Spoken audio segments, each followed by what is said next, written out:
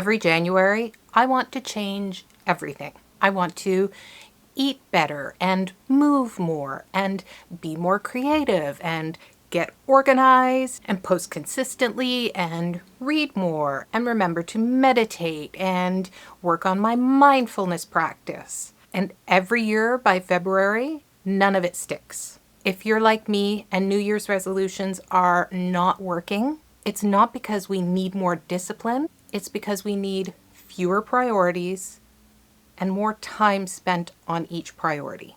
Today we're going to talk about the science behind that so that hopefully we set ourselves up for success in the new year. And I'm going to show you some ways to make achievable, stickable habits. My name's Larissa and this is the Concussion Crew, a channel where we share tips and tricks for making life a little bit easier, especially when your brain or your body isn't working the same way it used to.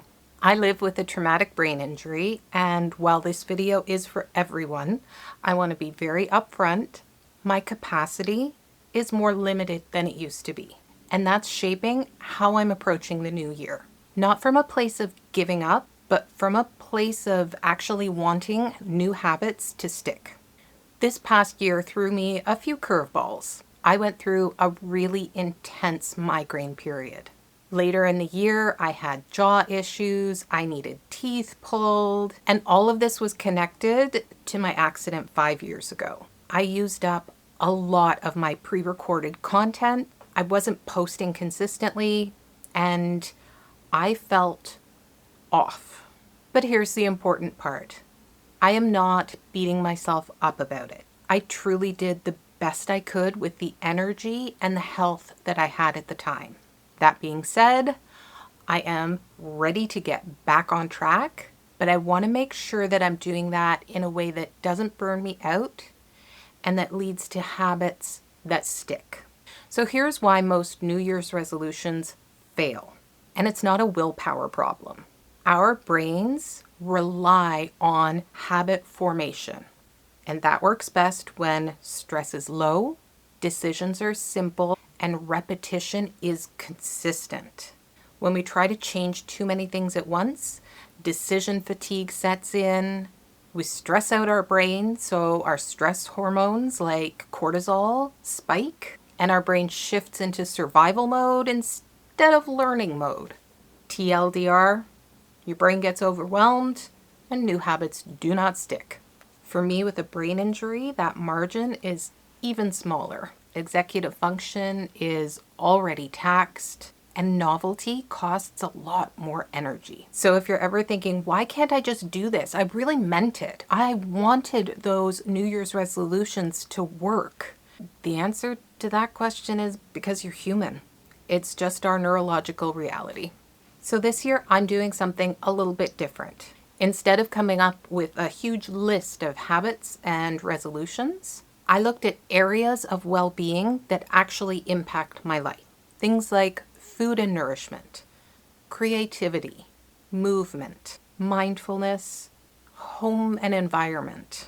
And instead of trying to improve all of them at once right out of the gate, I'm focusing on one area at a time. 1 month, one focus, one small action. And that's it.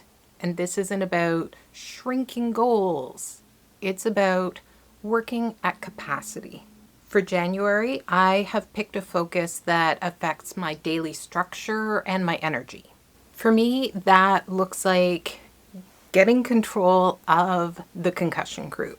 I realized that I was doing too much.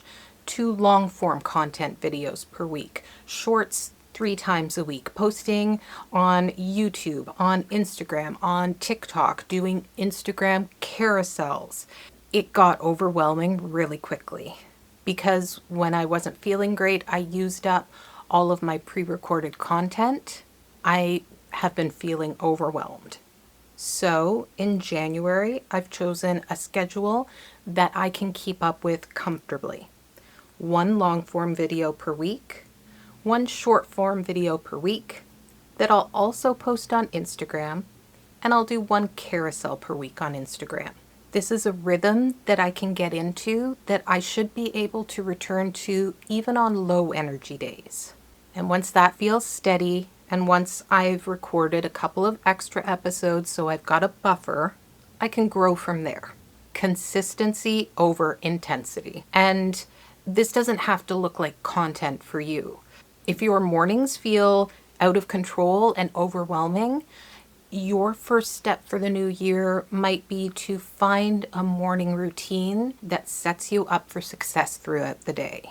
If mealtime is crazy and you've spent a ton of money over the last year on takeout, maybe for January, your goal will be to find 3 go-to recipes that are easy and delicious. Maybe it will be to pull the slow cooker out of the closet and figure out some meals that make life easy again.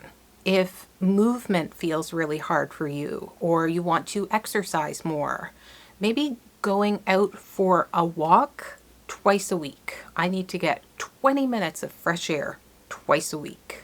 Choose what's important to you and what you think will have the biggest impact at the beginning. Sometimes New Year's resolutions don't work because we ask, what do I want to fix about myself? Instead of, what area of well-being is going to have the biggest impact on my life?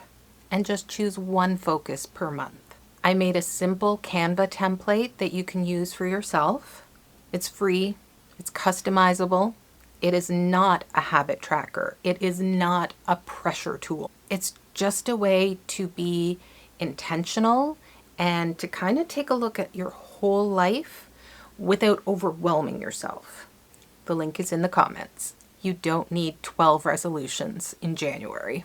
You need permission to focus on one habit at a time. And you need compassion for the season that you're in. Thank you so much for sticking with me through this episode and through this year.